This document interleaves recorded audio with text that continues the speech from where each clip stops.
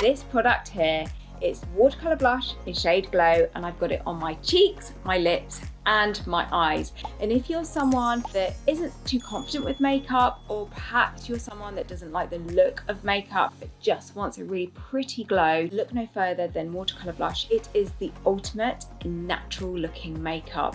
This is called Watercolour Blush for a reason, because the consistency is water-like, which is just beautiful on the skin because it puts a very slight veil of colour on the skin, but still allows your skin tone to peek through, so it gives a really natural glow to your complexion. I love the glow that it gives, and I hope you will too.